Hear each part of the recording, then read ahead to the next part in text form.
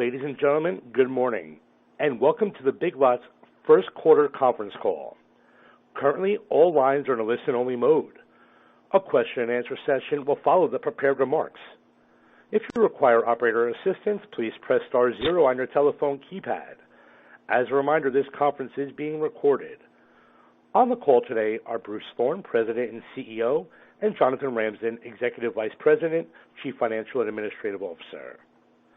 Before starting today's call, the company would like to remind you that any forward-looking statements made on the call involve risks and uncertainties that are subject to the company's safe harbor provisions as stated in the company's press release and SEC filings, and that actual results can differ materially from those described in forward-looking statements.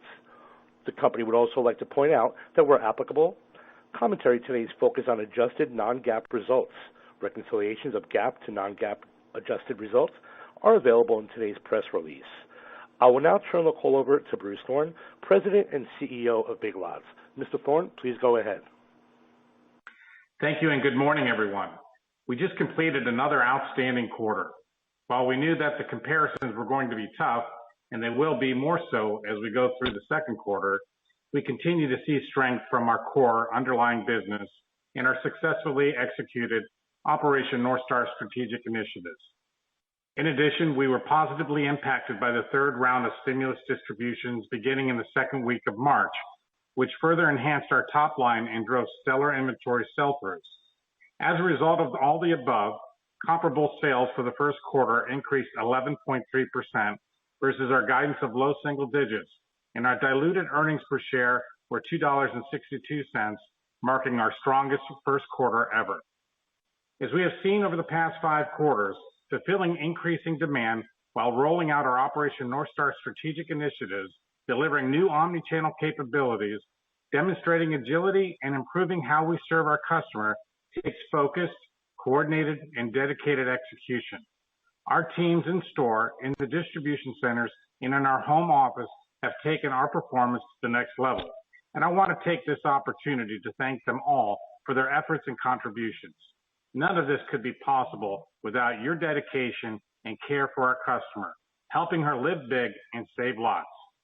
We were particularly pleased that our strong results enabled us to reward our tens of thousands of store and DC hourly associates with special cash bonuses for the quarter.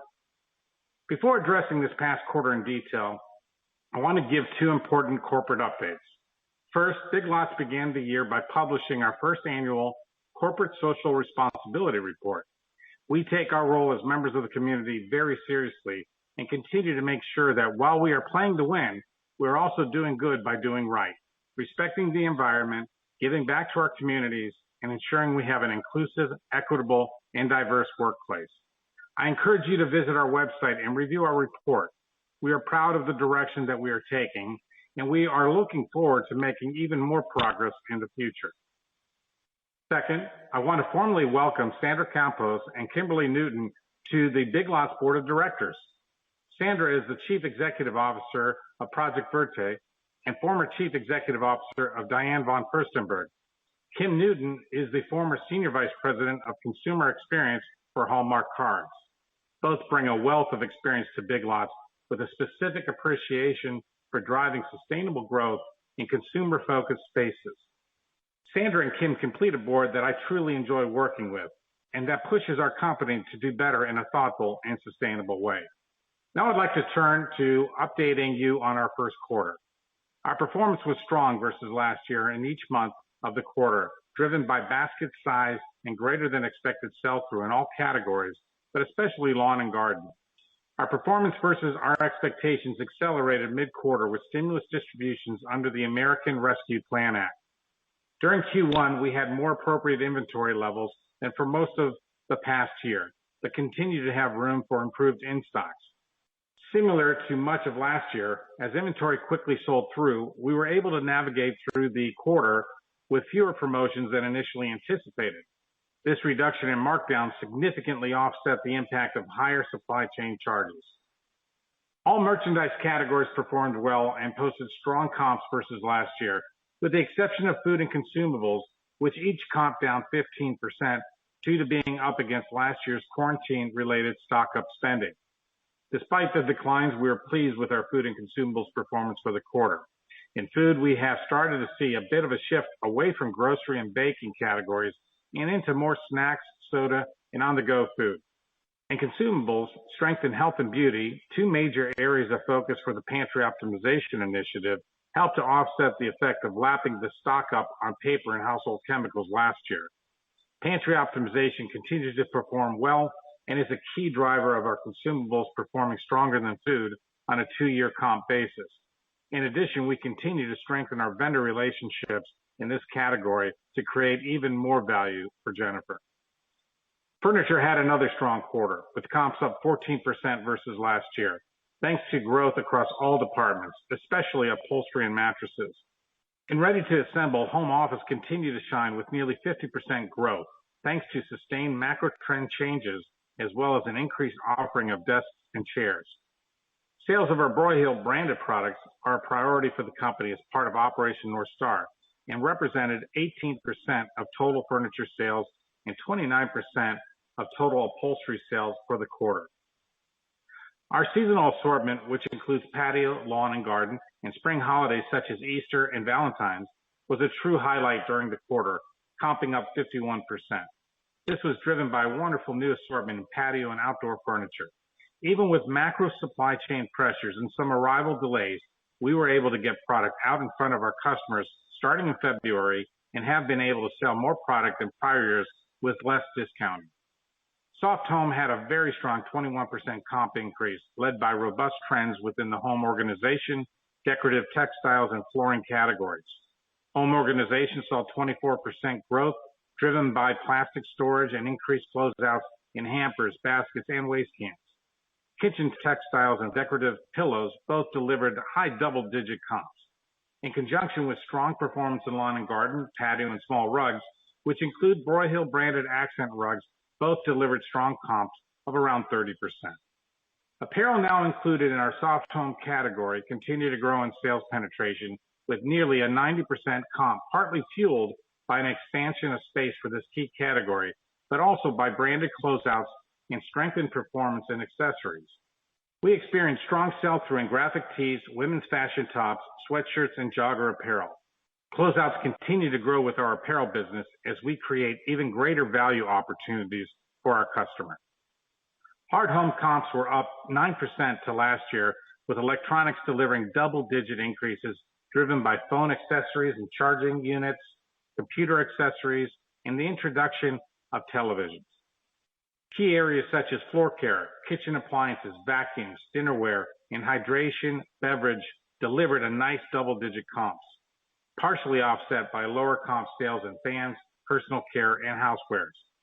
Closeouts in hard home grew nearly 60% over last year, with the ongoing supply of small appliances, vacuums, cookware, and electronic opportunities. On top of our strong performance across categories, we have continued to see productive growth within our active rewards membership, which reached an all-time high in Q1 of 21.4 million members and was up 12% year over year. We enrolled 2 million new members in Q1, and rewards customers in total spent 27% more than last year and 12% more per customer. Over 72% of our sales this quarter were attached to our rewards membership, which is up 800 basis points to the first quarter of 2020.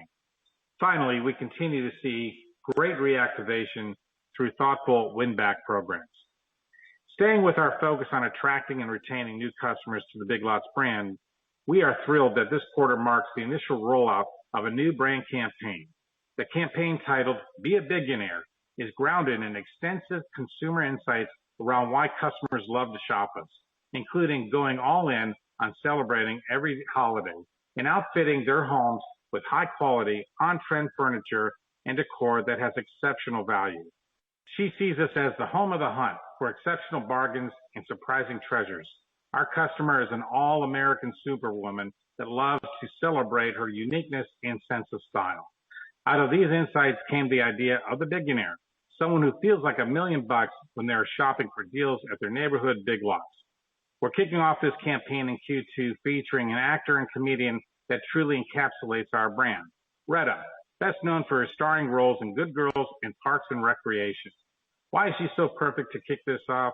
Because she's been shopping at Big Lots for years, and her personality reflects the spirit of our savvy shoppers. She told us, "I'll never forget hosting my first holiday party in my tiny Los Angeles studio apartment years and years ago. What I lacked in space, I made up for in holiday spirit.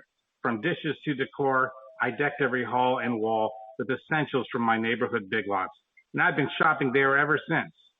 We are celebrating our community of billionaires and inviting new ones to join in on the fun and savings. Moving on to e-com. Our investments have continued to drive the business with 30% growth versus the first quarter of last year and continued growth and penetration of total business with continued increases in traffic and conversion. Moreover, e-commerce demand saw significant growth in both our key furniture and key seasonal lawn and garden businesses. Our recent omni-channel initiatives to remove purchase and fulfillment friction, such as buy online, pick up in store, curbside pickup, ship from store, and same-day delivery with Instacart and pickup, have been very successful and drove around 60% of our demand fulfillment. For the balance of 2021, we will be expanding our ship from store capabilities to 8 additional locations, bringing the total to 55 in time for holiday. Additionally, we are continuing to expand the payment type choices on site to include Apple and Google Pay. Our Broyhill business continued to outperform our expectations. Broyhill generated over $225 million in Q1 sales after registering over $400 million in full year 2020 sales after a mid-spring launch, well on its way to becoming an established billion-dollar brand. We remain excited by the upspend and return shopping behavior that we see from our Broyhill customers. As we turn our attention to our lot and queue line strategies, I am pleased to report that the lot is now rolled out to over 1,000 stores, and the front-end queue line is approximately in 1,200 stores. We continue to achieve around a 3% incremental combined comp lift from these two strategies. Based on this success, we are continuing with our current strategy to ensure that the rollout of the lot and queue line footprints and assortments reach over 90% of our stores by mid-year. As we have discussed on prior calls, a key aspect to our Operation North Star has been a keen focus of our expense architecture to assist in funding our initiatives. While Jonathan will discuss SG&A in a more detail shortly, I continue to be impressed by our strengthening culture of frugality.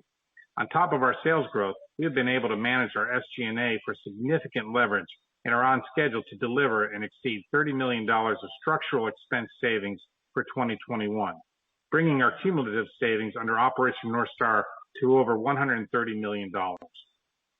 These SG&A savings and our top-line growth will help fund key investments needed in our supply chain to increase throughput, improve efficiencies, drive in-stocks, and support cross-channel demand. We are pleased with the progress we are making with our forward bulk and furniture deployment centers, the first of which will open in late summer, with the second opening shortly thereafter. In addition, we are continuing to roll out the final phase of a new transportation management system, or TMS. Over the past 12 months, we went live with new procurement and inbound modules, which optimize mode selection and quickly adapt to the market conditions. We are now in the midst of going live with our outbound module, which will optimize expense and timing for delivery to stores. Another 2021 priority is to enhance the customer experience in our stores, particularly those stores that did not go through a full remodel under our Store of the Future program. This quarter, we will begin a multi-year program, which we are calling Project Refresh, to upgrade our stores with new exterior signage, interior repainting, and updated floors and bathrooms. This program will ensure a more consistent brand experience across our stores. We have been piloting a number of stores over the past few weeks and expect to get going on a broader rollout in the next couple of months. As we begin to roll out the Billionaire brand campaign, it's important for us to refresh our fleet as well. Importantly, Project Refresh will come at a much lower cost per store than our prior Store of the Future conversions. We continue to look for even more impactful ways to enhance our in-store experience. As an example, given the growth and continued strength of our furniture assortment, we have been testing a new sales and staffing model in around 35 stores with dedicated trained furniture sales associates on the floor throughout the day. We are seeing double-digit sales lifts in these stores and will be expanding the program to a larger group of pilot stores over the next few months, with the potential to accelerate the rollout significantly in 2022. We remain excited by the expanded merchandising opportunities in the business, and we are focused on driving customer-centric deals every day. These include expanded big buys and great deals across the store comprised of closeouts, engineered closeouts, and value-sourced products. Growth into new categories like apparel, gaming, luggage, and sporting goods, combined with expansion in core areas of growth in pets, small appliance, consumables, home office decor, and seasonal relevant merchandise, are serving our customer demand well.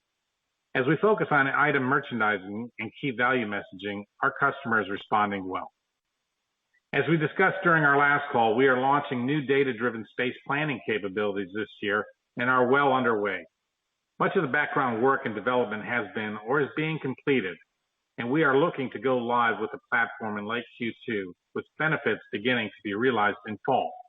As a reminder, we will be using analytical tools to curate our buy cycles, optimize floor plans per store, further optimize allocation and replenishment, and improve store compliance for planogram execution, all of which will enhance our customer satisfaction and per store productivity through a more relevant customer assortment. Along with our merchandising initiatives and e-commerce driven growth, we continue to see significant volume and operating profit opportunity from store count growth.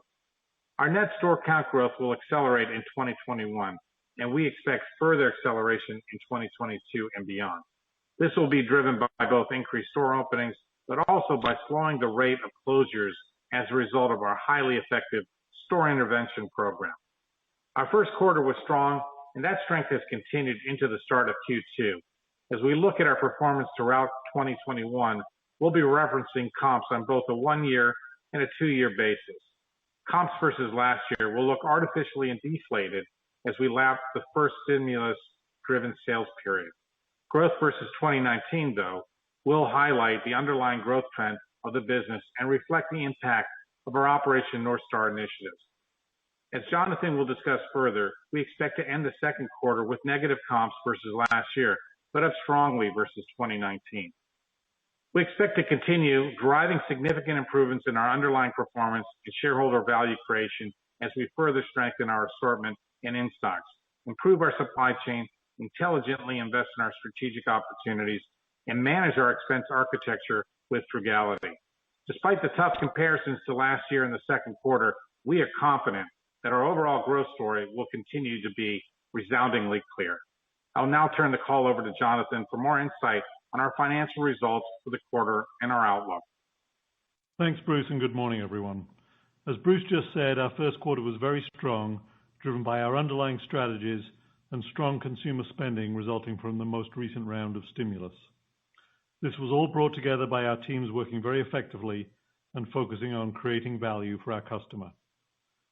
Net sales for the first quarter were $1.626 billion, a 13% increase compared to $1.439 billion a year ago. The growth was driven by a comparable sales increase of 11.3%, which included a significant benefit from the new round of stimulus payments under the American Rescue Plan Act, not factored into our low single-digit guidance for the quarter. Comps were driven by strong basket growth as our merchandise mix shifted toward higher ticket categories. Comps were positive in each month of the quarter, but strongest in March on both a 1- and 2-year stacked basis. Net income for the first quarter was $94.6 million, compared to $49.3 million in Q1 of 2020. Diluted EPS for the quarter was $2.62. As a reminder, we reported EPS of $1.26 last year. EPS for the quarter was far ahead of our original guidance of $1.30 to $1.45, reflecting the significant sales beat, strong control of expenses, and some modest benefit from share repurchases. The gross margin rate for Q1 was 40.2%, up 50 basis points from last year's first quarter rate, with a significant reduction in markdowns offsetting freight headwinds and, along with positive mix effects, enabling us to come in slightly ahead of beginning of quarter expectations.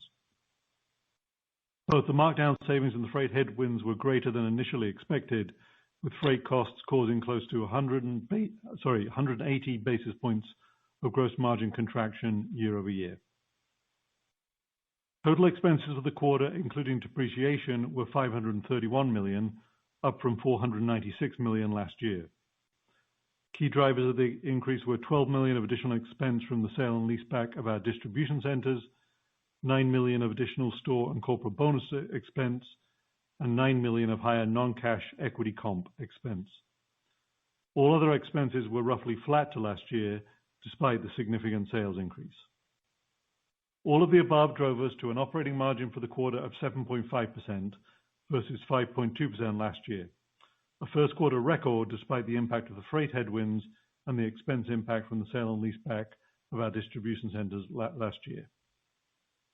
Interest expense for the quarter was $2.6 million, down from $3.3 million in the first quarter last year, primarily as a result of paying off the balance of our unsecured line of credit earlier in 2020, partially offset by notional interest associated with the gain deferral on our sale leaseback transactions. The income tax rate in the first quarter was 21.8% compared to last year's rate of 27.2%, both impacted by discrete items related to the settlement of equity awards. Prior to discrete items, this year's income tax rate was 27.1% compared to last year's rate of 25.9%. Moving on to the balance sheet, total inventory was up 12% to $901.5 million, which compares to our beginning of quarter guidance of up 15% to last year. The 12% increase was driven by higher in-transit inventory and the lapping of atypically low inventory levels at the close of the first quarter in 2020. Inventories were down 3% to Q1 2019, despite a much higher two-year sales trend, and we look forward to further rebuilding inventory levels during Q2 while retaining strong two-year turn improvement. During Q1, we opened 13 new stores and closed 8 stores, leaving us with 1,413 stores and total selling square footage of 32.2 million. Capital expenditures for the quarter were $32 million compared to $29 million last year. Depreciation expense in the first quarter was $34 million, approximately $4 million lower than the same period last year. We ended the first quarter with $613 million of cash and cash equivalents and $32 million of long-term debt. As a reminder, at the end of Q1 2020, we had $312 million of cash and cash equivalents and $437 million of long-term debt. This represents an improvement of over $700 million in net cash on hand. We repurchased 1.1 million shares during the quarter for $78 million at an average cost per share of $67.45 under our previously announced $500 million share repurchase authorization. There is approximately $250 million remaining as of the end of the first quarter 2021. Share repurchases remain an important part of our capital allocation strategy going forward, in particular given our significant excess liquidity. As announced in a separate release, our board of directors declared a quarterly cash dividend for the second quarter of 2021 of 30 cents per common share. This dividend is payable on June 25th, 2021 to shareholders of record on the close of business on June 11th, 2021. Turning to the second quarter, we expect to achieve diluted earnings per share in the range of $1 to $1.15 compared to an adjusted $2.75 per diluted share for the second quarter of 2020. The guidance does not incorporate any share repurchases we may complete in the second quarter. As has been our practice over the past several quarters, we are not providing full year guidance on sales or earnings per share at this point. The second quarter guidance is based on a negative low double-digit comparable sales decline, offset by a sales benefit of approximately 150 basis points from net new and remodeled stores. The negative comp reflects the tough comparisons we are up against from Q2 last year, but equates to around a 20% two-year stacked comp. We expect the second quarter gross margin rate to be down approximately 200 basis points to last year, driven by macro headwinds in freight, some mix impact from pantry optimization, as well as the impact from lapping the markdown benefit in 2020 resulting from our outstanding sell-throughs. Versus 2019, we expect the gross margin rate to be approximately flat. As we discussed in last quarter's call, we expect adverse freight effects to continue throughout the year. For the full year, we expect a gross margin rate impact of approximately 125 to 135 basis points, resulting in gross margin rate being close to 2019 levels i.e. modestly down to 2020. We continue to focus on promo pricing optimization and shrink reduction as positive margin levers moving forward. From an SG&A perspective, at our projected sales levels, we expect deleverage in the quarter, with expenses down slightly to 2020 on a more significant decline in sales. However, this will equate to strong leverage versus 2019, driven by our structural Fund the Journey savings and our ongoing mindset of frugality. We now expect SG&A expense dollars for the year to be up slightly to 2020, with the increase from prior guidance reflecting stronger than expected sales performance. On a year-over-year basis, incremental expenses are driven by the sale and leaseback of our distribution centers, investments in our new forward deployment centers, other increases in strategic investments, and higher equity compensation expense. These increases are mitigated by more than $30 million of structural expense savings. By the close of 2021, we will have achieved more than $130 million of run rate structural cost reductions versus the start of 2019. We expect to drive additional savings going forward. We now expect 2021 capital expenditures to be around $200 to $210 million. This outlook has moved up modestly as we continue to opportunistically lean into strategic investments to strengthen and accelerate the business. These include slightly higher new store openings, initial capital for our new store refresh program, adding more ship from store locations, and other technology projects to enhance our customer experience in store and online. We continue to expect to open between 50 and 60 stores in 2021, of which around 20 will be relocations. Meanwhile, we continue to make excellent progress on holding down store closures through our store intervention program, focused on diagnosing and addressing the root causes of store underperformance. For 2021, we expect around 15 outright closures. On a net basis, we expect total store count to grow by about 20 stores in 2021. This will represent a meaningful acceleration from 2019 and 2020, and as Bruce said, we expect to further accelerate in 2022 and beyond. We continue to expect inventory to increase significantly versus 2020. By right-setting our inventory levels, we will be positioned to capture sales that we left on the table last year and greatly improve our customers' in-store experience. And we are seeing a clear conversion benefit as inventories rebuild. Additionally, to mitigate some supply chain pressures, we will accelerate some receipts into Q2 ahead of the peak inventory build period in Q3. Versus last year, we expect ending Q2 inventory to be up around 30%, equating to up around 5% versus 2019, which will reflect strong turn improvement. We expect similar two-year inventory increases in Q3 and Q4. Overall, our second quarter will mark tough comparisons to an exceptional quarter last year, with continued strong growth and performance compared to 2019. I'll now turn the call back over to our moderator so that we can begin to address your questions. Thank you. Thank you. We'll now be conducting a question and answer session. If you'd like to be placed into question queue, please press star one on your telephone keypad. A confirmation tone will indicate your line is in the question queue. You may press star two if you'd like to remove your question from the queue. For participants using their equipment, it may be necessary to pick up your handset before pressing star one. Once again, to be placed into question queue, please press star one at this time. One moment, please, while we poll for questions. Our first question today is coming from Joe Feldman from Telsey Advisory Group. Your line is now live. Oh, great. Hey, guys. Thanks for taking the question and congrats on a great quarter.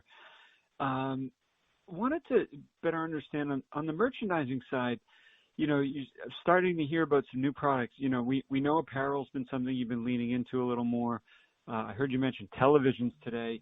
Were both of those or all of what you're selling closeouts, or are you actually trying to have a more normal, flow of product in those two categories? Hey, Joe, this is Bruce. I'll take that question. Thanks also for the quarter compliments. Yeah, we're really pleased with what we're doing in merchandising. As you heard, double-digit comps across all the categories with the exception of food and consumables. Seeing nice traction on our Operation North Star strategies. And one of the things that we've done is used a lot as an innovation lab. And what that's left us with is good insight as to what our customers want. And one of the things that they showed us that they wanted was apparel. And so what we've done is we've leaned into apparel. We're seeing great response with the growth rate there with our customers. Much of those items are closeouts, but many of them are not. We're seeing nice branded closeouts with Justice, Nine West, Jordache, Union Bay, Jones of New York, just to name a few. So actually, that is nice growth, continued growth. We expect to expand that growth going forward, both in closeout, great value, or off-price retail, if you will, as well as normal stocking of that assortment. The television was an opportunity buy. We had a major retailer cancel a buy. We wanted to see how that worked. It worked very well. It's a traffic driver, and then the correlation attachment sales, and that's something that we'll lean into and learn more going forward. But we're open to learning and adding more traffic driving items that then have the customers shop the entire floor, and we're pleased with what we're seeing. Jack's doing a nice job bringing newness to the assortment and optimizing the assortment in both traffic drivers, margin drivers, etc. That's helpful. Thank you. And then can you share a little more color on the new labor model? That seems like that could be a pretty important change for you guys going forward. Like, are you leveraging technology, I assume, and then new training and like the cost to roll out and time to roll out, things like that? Maybe you can share? Joe, I'll be happy to jump in on that. You're talking about the furniture sales model that we referred to in the script. Is that the question? Yeah, I thought it was broader than furniture, but yeah, that's what I was talking about. You mentioned there was a new labor model. You're seeing a good lift, and you want to have it in all stores by the end of next year. And I was just wondering if you could share more color on that, the drivers and how it works and training and such. Yeah, so I'll start on the furniture piece, and then maybe Bruce will want to comment more broadly. But yeah, what we've done is we put dedicated furniture teams into a number of stores where we think there's significant opportunity to grow our furniture business, and that has done. So they're dedicated. There's somebody on the floor pretty much the entire time the store is open, and that is working very well. And we're seeing a very nice return on that. Obviously, there's a decent expense associated with it, but the incremental sales we're getting from that are really strong. And we're also testing putting more furniture inventory in some of those stores, which has also yielded a very positive result. So we're very interested in that. We've got a pilot running currently, and then we see the opportunity to significantly expand that in 2022. But we're very excited about that. Got it. That's helpful. Thanks so much, guys. Good luck with this quarter. Hey, thanks, Joe. Thanks, Joe. Thank you. Our next question today is coming from Peter Keith from Piper Sandler. Your line is now live. Hi, thanks. Good morning, everyone, and happy Friday to you. So, Jonathan, you've done a pretty good job of not guiding, but also providing some helpful metrics just around margins and inventory. So I guess I'll have to ask you around sales. When you're looking at that 2-year stack comp of 20% for Q2, what would prevent that from continuing for the rest of the year? Or is it a good way to think about that as a decent run rate as we look out to Q3, Q4? Hey, Peter, good morning, and thanks for the question. Yeah, so we guided to a 2-year stack of around 20, which we're up against plus 31.4 from last year, so that implies low double-digit comp for this year. And that represents a moderation in the 2-year stack of a little bit from Q1. We do expect that's going to moderate further in Q3 and Q4. We've been continuing to get stimulus benefit in the first half. Most of that impacted Q1, but some of it is continuing to have an impact on Q2. We've got the federal unemployment benefits that will continue through the end of Q2, and then those effects will largely have played through at that point. So in the back half of the year, we won't have those same benefits on a 2-year stack comp basis. We will start to get the benefit from the new child tax credit payments beginning in July, so that should give us a bit of a benefit, but that won't offset the impact of the stimulus and the federal unemployment that we've been benefiting from in the front half of the year. The other piece of that would be the nesting trend, which has been very strong for us. We don't know exactly how that's going to play out going forward, but we assume in our internal forecasting that there will be some moderation of that through the year as things return more to normal and people are out and about spending on categories outside the home. Okay, very good. And maybe on that, the home nesting trend. So we know that there was the enormous supply chain backlogs across the furniture industry. Looking at furniture specifically, how is your inventory position there? I do believe some of your suppliers are U.S. based. Are you having any difficulty getting product? And if not, do you think maybe you're picking up a little bit more share because of your in-stock positions? Yeah, Peter, I'd say we've had challenges getting inventory through our DCs. There have been some delayed receipts because of some of the issues that are sort of widely reported around supply chain challenges. But we feel increasingly good about our inventory levels. They're now up nicely year over year, and as we said, we expect to be up around 30% year over year at the end of Q2, so in a much healthier place from an inventory standpoint. So it's been a bit of an effect, but we believe it's working its way through the system, and we're going to be pretty close to where we want to be pretty soon now. Okay, sounds good. Thank you very much. Thanks, Peter. Thank you. Our next question today is coming from Anthony Chukumba from Loop Capital Markets. Your line is now live. Good morning, and let me share my congratulations on a strong quarter as well. So my question, you mentioned, I thought I heard that you paid a special cash bonus to all your store and DC associates. And I guess I just had two quick questions. First off, what was the total amount of that bonus? And then second off, do you anticipate, further potentially paying further bonuses later this year? Thank you. I'll be happy to say that one, Anthony. Good morning. Yeah, we paid out $3.5 million at the end of Q1 to our hourly store and DC associates.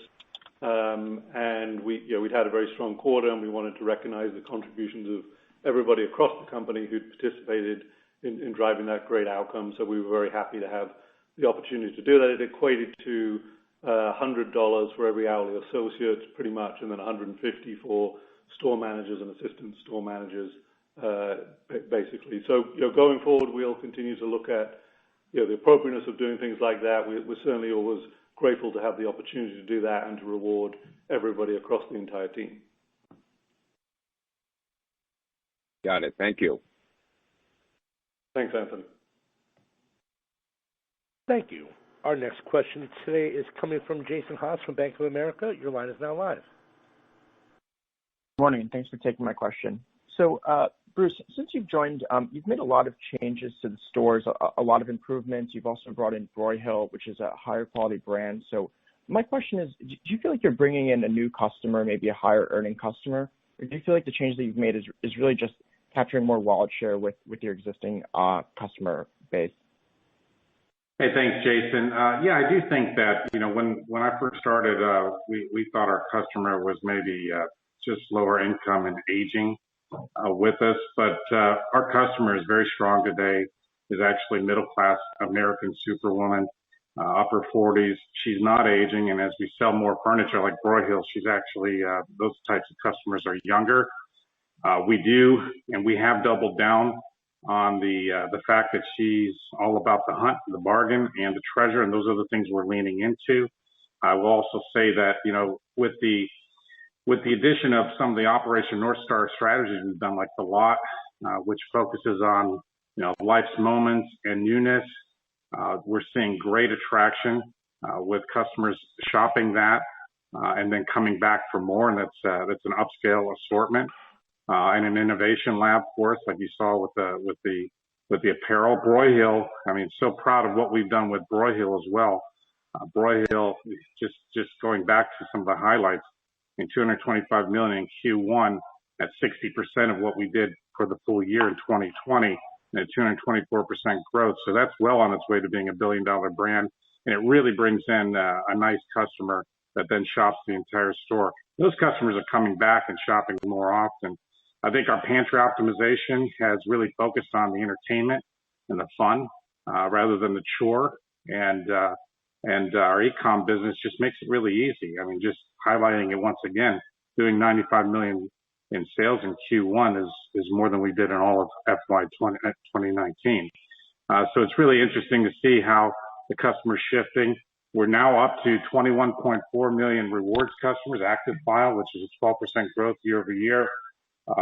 Transactions with these rewards customers are up 23% versus last year Q1. We're feeling great about our net promoter scores increasing to the highest level. And so I think overall we're getting a better customer, a more loyal customer that shops us more frequently and is loving the improved freshness of the assortment the merchant team is putting together. Thanks. That's great to hear. And then question for Jonathan. You provided some more updated color on cost framework or margin framework for the year. So I guess my question is, I'm trying to parse out what's really changed here. We've had some other retailers that have talked about some extra cost pressures, both in freight, which you mentioned, and also on labor costs. But it sounds like you're also making some investments in SG&A. So just trying to parse out in terms of the guidance, what's really changed in terms of how much of it is external pressures versus how much of it is investments back in the business. Yeah, hey Jason. Yeah, so let me break that answer into two parts around gross margin and SG&A. So we'd said on the prior call the gross margin rate for the year would be slightly down for the full year versus 2020, and we're saying it's going to be a little more down now and more close to where we were in 2019, so roughly flat on a 2-year basis. However, we did do a little bit better in Q1 than we guided to.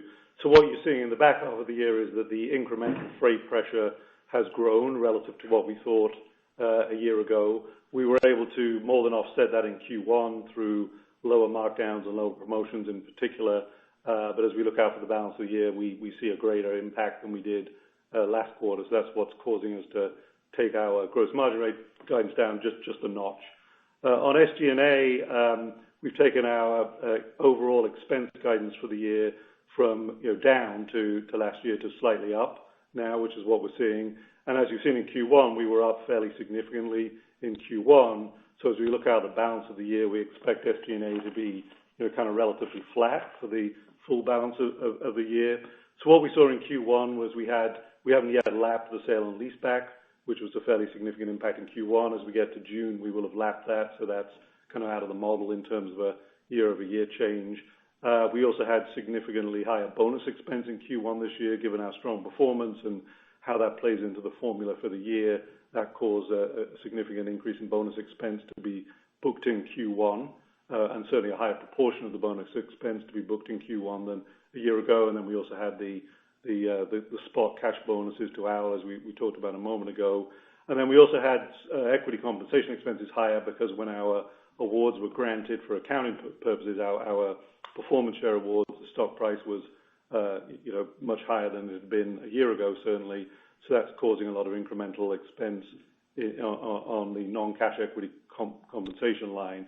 So that's some of the effects. And then obviously we were up against COVID expenses in 2020, which continued to some degree or at a lower level.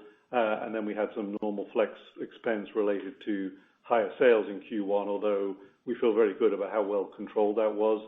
So I think that's really what's really driven it is Q1 relative to what we previously thought, and then some of that equity comp expense continuing to roll through the year is probably the biggest driver. So it's not a dramatic increase. We talked about some of the other things we are continuing to invest in. They've moved up a little bit since our last call, particularly around the forward deployment centers where we have some more 21 expense than we were projecting a quarter ago. But I think they're the main call-outs for the SG&A piece. Got it. That's really helpful. Thank you. My pleasure. Thank you. Thank you. As a reminder, that's star one to be placed into question queue. Our next question today is coming from Brad Thomas from KeyBanc Capital Markets. Your line is now live. Hi. Good morning, Bruce and Jonathan. Congrats on the great start to the year here. Just wanted to follow up on some of the prior questions around margins, and was wondering if you could share your thoughts on some of the medium and longer term, opportunities or headwinds as you think about gross margin. I mean, on the one hand, we've come off of a period that I think retailers have been less promotional, which may have been a tailwind for you. On the other hand, clearly the furniture business in Broyhill potentially could be some real nice drivers for you as they continue to grow in your mix. So just curious of how you're thinking about the gross margin opportunity longer term. Yeah, I'll be happy to kick off on that one, Brad. I think we see, it's a great question because we see some significant potential levers going forward, which may have a little bit of an impact in 21, but we think are likely to be more significant over time. And one of those is around new tools around promo, pricing markdown optimization that we're planning to get going on in the next quarter or two, and we think can be a significant lever and make us much more scientific around that. The space planning tools we've referenced in the prepared remarks will also help us from a margin standpoint as well as helping with the top line. So that they're new tools and new processes we're rolling out that should be helpful. Mix, to your point, we would expect to get an ongoing benefit from as we continue to mix more towards higher margin categories. And we continue to think there's opportunity in shrink over time. We have a program now focused very heavily on our higher shrink stores and how we get those down to close to the company average. And if you just tackle the top 50 to 100 stores alone, there's a pretty significant shrink benefit there. So we're rolling out new tools and technologies around that too, which are already starting to yield a very nice return, and we'll be rolling out more extensively in 2022. So yeah, we definitely believe there are margin drivers going forward. Another one to add would be our relationships with our suppliers and continuing to work collaboratively with our suppliers to manage costs effectively. So we think there are a series of tailwinds we'll have going forward, and then eventually as well, we expect the freight headwinds will start to turn around and could become a tailwind at some point in 2022. Great. And if I could ask a follow-up on food and consumables, clearly an important traffic driving category for you, an area that can add to transactions for customers that are in there looking for furniture. Can you talk a little bit more about what exactly the food consumable strategy is as we look forward and how you can improve it going forward? Yeah, thanks, Brad. And food and consumables, like we mentioned last year, we really rolled out our pantry optimization initiative, which was to accentuate the entertainment, food and take space away from some of the staples like the canopies where we won't win, or having multiple staples where we're just at best competitive. So our food and entertainment type of items are items that she really comes and shops us for, and we're seeing nice traction in those items.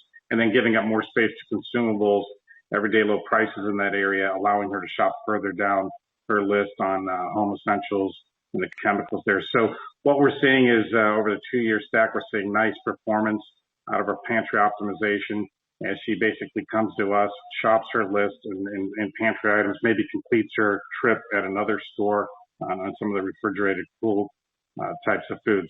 But what we saw was our opportunity to basically address the fun shopping trip rather than the chore, where we can compete better, and we're seeing nice traction on that. Great. Thank you so much. You got it. Thank you. Our next question today is coming from Karen Short from Barclays. Your line is now live. Hey guys, good morning. This is actually Renato Basanta on for Karen. Thanks for taking my questions. So just first, I just was wondering if you could talk a little bit more about how you're thinking about that, low double-digit comp decline guidance in 2Q. Obviously a lot of moving parts, with the stimulus and month to month, just a lot going on. But maybe you can help us by framing the guide, relative to what the actual comp has been thus far in May. Just maybe actually give us that May number on a 2-year basis, so we can compare that to that 20% incorporated in guidance. Yeah, Renato, good morning, and I'll be happy to take that. So, yeah, we don't typically give a specific quarter-to-date commentary, but as we said in the prepared remarks, May is off to a good start, and we are running ahead of what we're going to for the full quarter, but we do expect there to be some moderation in the two-year trend for the quarter, given what we're up against from a month-by-month standpoint last year. So, yeah, we feel good about where we are today for the quarter. I think if you try to deconstruct it a little bit, it's clearly important to look at both a 2-year and a 1-year basis. On a 2-year basis, again, we talked about that around 20% two-year stack comp, which we feel really good about. If you go back to Q1, we talked our overall comp of 11.3. We think about half of that was driven by our internal initiatives, all the ones we talked about earlier on in the prepared remarks, with the balance being the net effect of stimulus and unemployment benefits and us being less promotional year over year. So I think the important point for us is the stimulus, the unemployment will play its way out over time. What we are really focused on is the underlying core trend of our business, and we feel really good about where that's been. And when all the stimulus is faded out of view, our focus is on continuing to sustain comps below our historic run rate, and we're optimistic that we are accomplishing that when you pull out the stimulus and other effects today, and that we'll be able to sustain that going forward. Okay, great. That's helpful. And then can you just give us an update with respect to e-commerce profitability? How you're thinking about that as the business continues to scale, and maybe talk about the impact of your newer offerings like Instacart and Pickup, et cetera, and then also the impact from some of the fulfillment and supply chain initiatives. Thank you. Yeah, I'll take that, Jonathan. You can add some more color. Hey, first off, thanks for asking. Our e-commerce team's just done a fabulous job. $95 million in sales in Q1, plus 30%, as we mentioned. Now that's 5 times what we did in Q1 of 2019, and more sales in Q1 than we did in all of 2019. So in terms of profitability, we remain about 2/3 of that e-com business being buy online, pick up in store, curbside service, which is quite profitable. Pretty much, has no shipping expenses, is on par with our store margin, if you will, or profitability.